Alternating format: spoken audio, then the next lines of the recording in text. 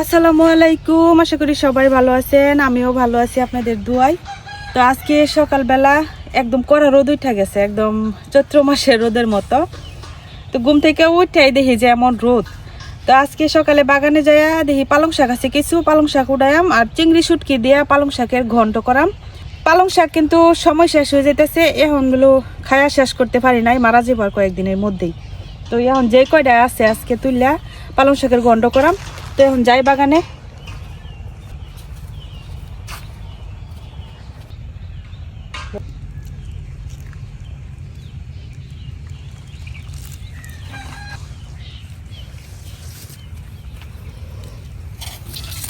পালং শাক এত খাইলাম তারপরও পালং শাক শেষ হইতেছে না, কিন্তু আর কয়েকদিন গেলে তো এমনিতেই নষ্ট হয়ে যাবে।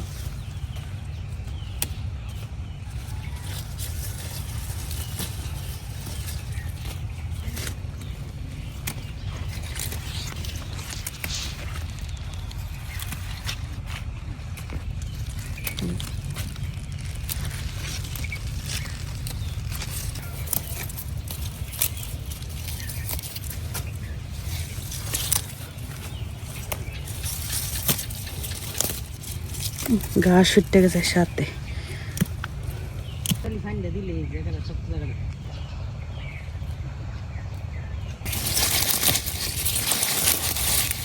যতই তুলি পালং শাক খালি ততই।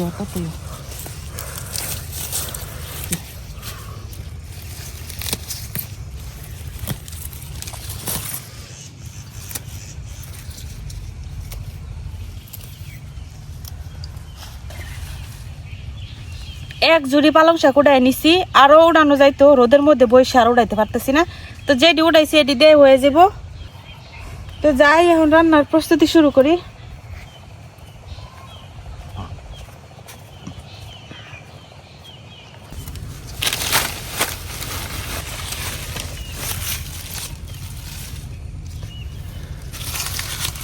শাকগুলার এখন কাটতে নিলাম, যেরকম চিকন করে করে।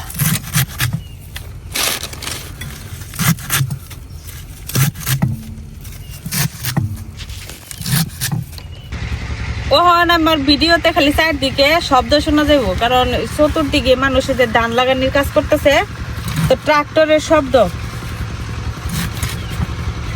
আর আজকে আমরা ক্ষেত লাগাইতেছে সকাল থেকে।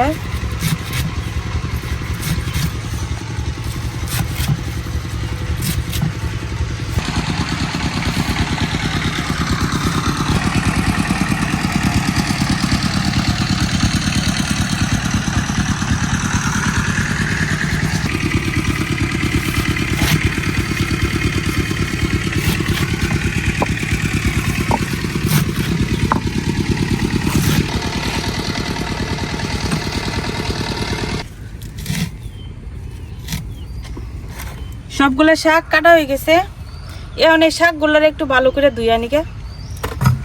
পালং শাকের ঘন্ট রান্না করার লাগে আমি এখানে নিচ্ছি হলো বড় বড় সাইজের চিংড়ি শুটকি। তো এখন শুকনো খোলায় আগে চিংড়ি শুটকি গুলার একটু বাইজা নিয়াম।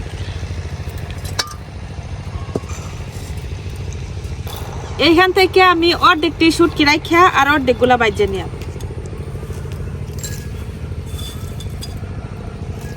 এই শুটকি গুলা থাকুক আর এইগুলা বাইজা নিয়াম।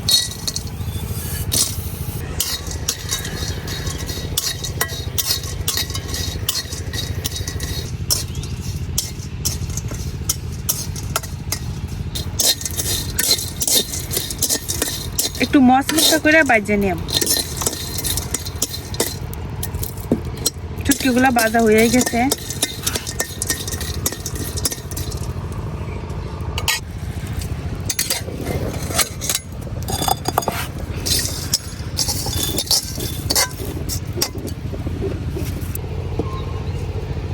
এখন আবার কড়াই বসাই দিলাম।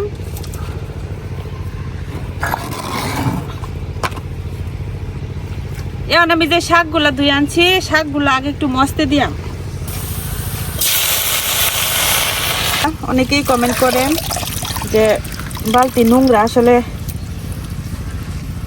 অনেক বালতি বলার মতো না। নতুন বালতি নামাইলেও এই কালোই হয়ে যায়, কারণ বালতির পানি, আমাদের যে পানি মোটরের পানিতে প্রচুর আয়রন।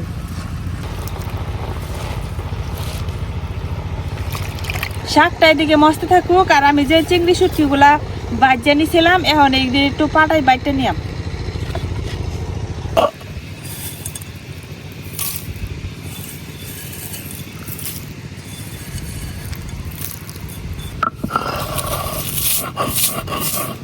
শুটকিগুলা বাইজা নিছি, কারণ এই যে বাইজা নিলে গুঁড়া করতে খুব সুবিধা, একটু ঘষা দিলেই সুন্দর বাড়া হয়ে যায়।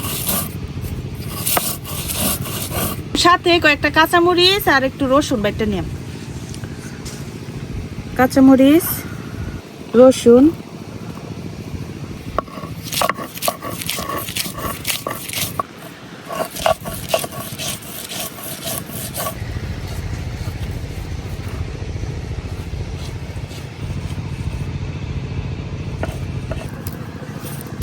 সবকিছু আমি একটু আধা ভাঙ্গা করে নিছি আর কি, মানে একটা করে বাটা দিছি।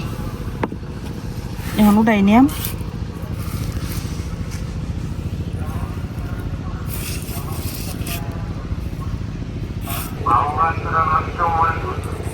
লবণ দিয়ে দিতেছি একটু, তাহলে তাড়াতাড়ি সেদ্ধ হয়ে যাবো শাকটা।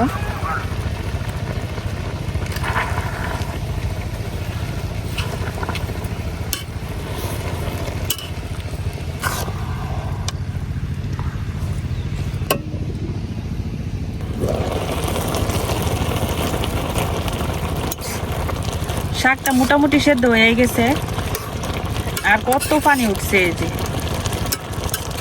এখন আজকে এই পানিটা টানানো সম্ভবই না, অনেক সময় লাগবে টানাইতে গেলে, তো পানিটা আজকে ফালাই দিলাম। আর বাকি যে চিংড়ি শুটকিগুলো রেখে দিছিলাম এগুলার এই যে আমি পানিতে একটু ভিজায় রাখছি। এভাবে ভিজায় রাখলে মানে চিংড়ি শুটকিগুলো একটু ফুলে।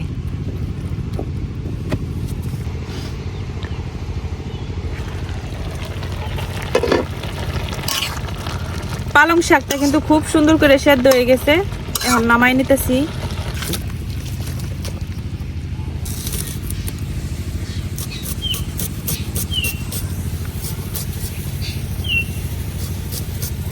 এখন দিয়ে দিতেছি কড়াইয়ে তেল।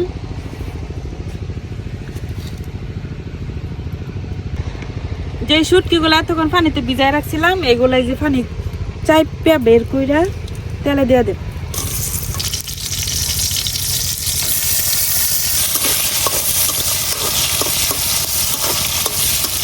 একটু লাল করে বাইজে নিলাম শুটকিগুলোকে।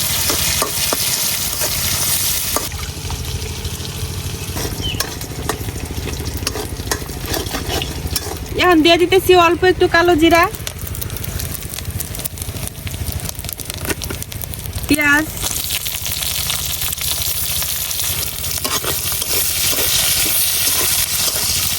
চিংড়ি শুটকির সাথে এখন পেঁয়াজটা একটু ভাজে নিলাম। তো দিয়ে দিতেছি একটু হলুদ গুঁড়া, আর একটু ধনিয়ার গুঁড়া, আর একটু শুকনো মরিচের গুঁড়া, লবণ। এখন আমি যে রসুন, কাঁচামরিচ আর শুটকিটা বাইটে রাখছিলাম এটা দিয়ে দেন।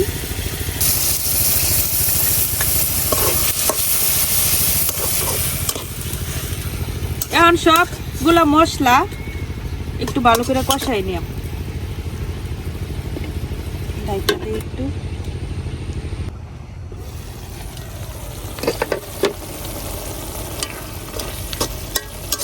মশলাটা কিন্তু খুব সুন্দর কষানো হয়ে গেছে। যে শাকটা আমি পানি জড়ায় রাখছিলাম এই শাকটা দিয়ে দেন।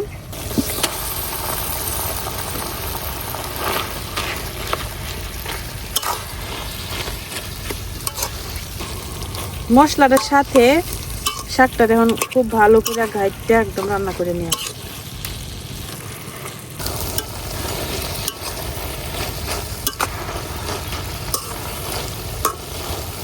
আমার গন্ধটাও কিন্তু হয়ে গেছে। এই যে এই অল্প একটু পানি আছে এই পানিটা একটু টানাই নিয়ে আমার কি তাহলে এই যে এখন নামাই নিতেছি।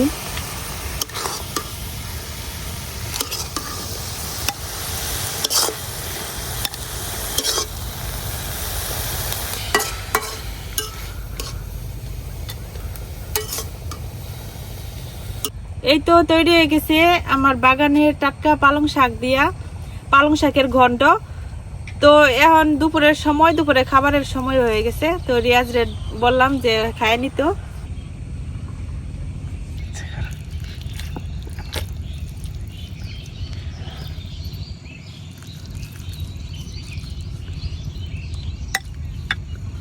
শাকের ঘন্টটা তো দেখতে সুন্দর হয়েছে, খাইতে তো অনেক মজা হইব।